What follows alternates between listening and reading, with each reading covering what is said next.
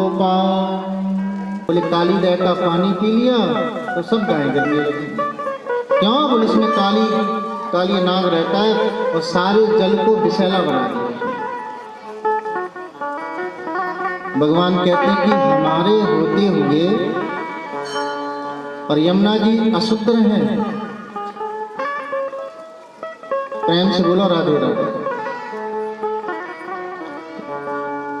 तो जब तक हम वृंदावन को शुद्ध नहीं करेंगे, यमुना जी को शुद्ध नहीं करेंगे, तो हमारे आने का कोई मतलब ही नहीं है।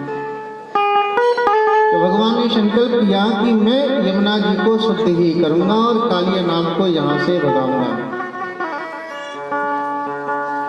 लेकिन समस्या तो ये थी, प्रेम से बोलो राधे राधे, समस्या तो ये थी कि बलराम जी हमेशा साथ में रहते हैं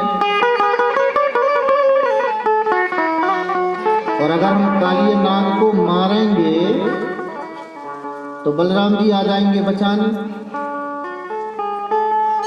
क्योंकि कालिया नाग और बलराम दोनों की एक ही बिरादरी लगती है। प्रेम से बोलो राधे राधे। वो कालिया नाग, वो शेषनाग।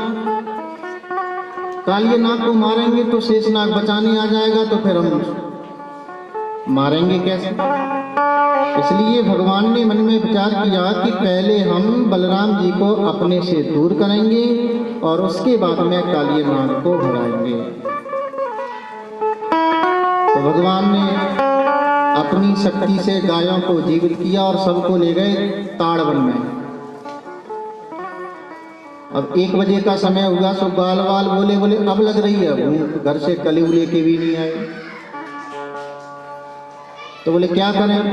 मदमंगल बोलो बगल में ही कंस को बगीचा है महाराज, वहां में बढ़िया फल लगे हैं, लेकिन उसमें कोई जाता नहीं। क्यों? बोले उसकी रखवाली करता है एक धेनुकासुर नाम का राक्षस, जो गधे के रूप में रहता है। तो भगवान बोले चलो हम देखते हैं। बलराम जी ने कही सुन, तूने पूतना मारी, अघासुर मारो, बकासुर मारो, मैंने तो उसे कछु नहीं किया। अब तूने तो इतने मार ले, एक हाथ हमको भी मार लेने दे। भगवान बोले तुमको मारना? बोले हाँ। तो बोले तुम चले जाओ। ग्वाल वालों को लेकर के बलराम जी उस बगीचे में पहुंचे। धेनुकासुर सो रहा था। बलराम जी ने वृक्षों को हिलाना प्रारंभ किया, फल गिरने लगे। कहते हैं उसकी नींद खुल गई और क्रोध में भर करके आया और उसने अपने पिछले पैर उठा करके खींच के मारा। तो महाराज बलराम जी की छाती में लगा और बलराम जी बैठ गए। मदमंगल हवा करने लगा। बोले बलराम भैया तेरे अगर बस की बात नहीं होए तो तू बता, मैं हवाल कन्हैया बुला के लाऊं। बलराम जी ने पसीना पहुंचा। बोले हम संभल नहीं पालते, अब आने दो दुष्ट को। अब बलराम जी भी तैयार हो गए, फेंटा बैठा लगा करके, पीतांबर कस करके तैयार थे बिल्कुल। अब आने दो। पहले तो संभल ही नहीं पाए थे, हम जान ही नहीं पाए थे कि कब आया। और अब की बार दौड़ता दौड़ता ये गधा आया। बलराम जी ने पैर पकड़ लिए पिछले। गधा की ताकत होती है पिछले पैरों में, और पिछले पैर पकड़ करके बलराम जी ने घुमाया और घुमा करके जो ताड़ वृक्ष पे पटका, सो गोविंदाय नमो नमः। बोलिए भागवत भगवान। गधा कौन बनता है मालूम है? तो भगवान के मंदिर में भागवत की कथा में पैर फैला के बैठता है, वही गधा बनता है। राधे राधे। में आई है। पूछी, बोली गधा कैसे बनो? बोली गुरु के यहाँ गया था, सो पैर फैला के बैठा था। गुरुजी शिक्षा दे रहे थे, पढ़ा रहे थे, ये सब पैर फैला के बैठा था। गुरुजी को बड़ी गुस्सा आई। बोले बता दुष्ट, मैं तो पढ़ा रहा हूँ, ये पैर फैला के बैठा है गधे की तरह। जा अगले जन्म में तू गधा ही बनेगा।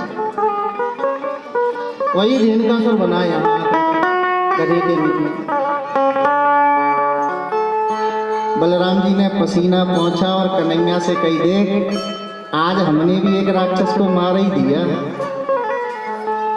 लेकिन लाला तेने मारे सबके सामने तो तेरे बारे में तो सब जाने, हमने जंगल में मारा तो हमारे बारे में कोई नहीं जाने।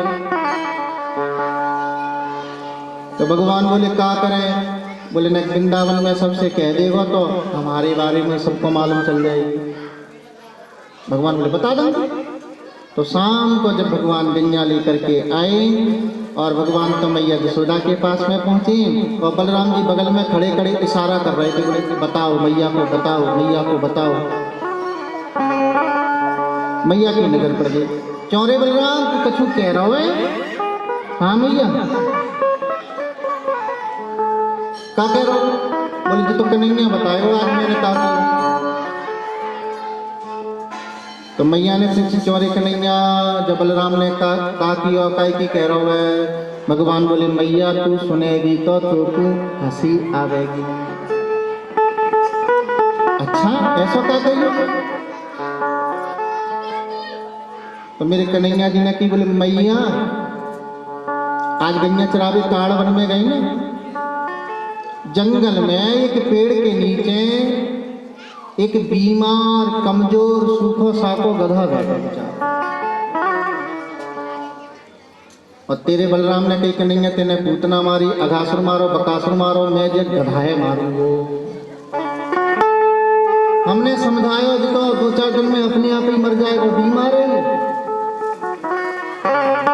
मैया तेरा बलराम नहीं मानो, बस गधा उठाए के पटक दिया, गधा मर गया। मैया यशोदा बोली चौरे बलराम गधा मार के आवा तू? बलराम जी बोले नहीं मैया गधा नहीं मारा, गधे के रूप में धेनुकासुर राक्षस को मारा हमने। तो मेरे भगवान ने कि मैया तो मेरी बातों पे विश्वास नहीं है ना, तो जा मधुमंगल से पूछ ले। मधुमंगल तो भगवान को खास लंगोटी आया,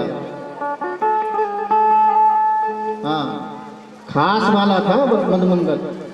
मधुमंगल ने कही बोले मैया ब्राह्मण को छोड़ा आज तक जीवन में कभी झूठ मैंने बोली नहीं है, तेरे सर की सौगंध खाई के कह रहा हूँ है, तेरे बलराम ने गधई मारो। मैया बोली चल जमुना जी नहा गया, गधा मार के आए हो। बलराम जी बोले राक्षस मारो, चल गधा मार। अब मैया ने डांट लगाई तो चल रहे जमुना जी नहावे के कारण। बीच में सखियां पूछ रही थी कहाँ जा रहे हैं बलराम जी? बोले गधा मार के आए हैं, शुद्ध है वे आए। तो सखियां हंसने लगी, बोले बताओ गधा ही मार भी मिलो तुम्हें? बलराम जी को बड़ी गुस्सा आई, कन्हैया से कही बोले सुनो मारा तो हमने राक्षस था, लेकिन तुमने हमारा मजाक बना दिया वृंदावन, इसलिए कल से हम तुम्हारे संग में गैया चरावे नहीं जाती। भगवान बोले हम तो यही चाह रहे थे कि तुम हमारे सामने में गैया चरावे ना जाओ। और दूसरे दिन से 2 टोला बन गए, एक कृष्ण का और एक बलराम का। बलराम जी तो टोली लेके सवेरे जल्दी निकल गए, कन्हैया सोते रहे। मधुमंगल ने आकर के जगाया, ए लाला गैया चरावे नहीं चलने का ना, आज की तो छुट्टी है। बोले तो क्या करेगा? बोले आज तो कछु खेल खेलने की इच्छा है। कहाँ खेलेगो? गेंद पकड़ो। गेंद कहाँ है? मनसुका बोला जो मधुमंगल के पास में गेंद है। मधुमंगल बोलो गेंद तो है लेकिन वो खेलवे के काजा नहीं है वो। तो काय के काजा? बोले जब हमारा जन्म भयो तब हमारे मामा व गेंद पछ में लेके आए, और बाद उनको दिन है कि आज को दिन है बा गेंद से हम खेले नहीं है। मामा की याद आती है तो हम देखते हैं और वहीं की वहीं रख देते हैं। तो भगवान ने कहा चोरी मधुमंगल लिया, आज बा को उद्घाटन भी कर देंगे।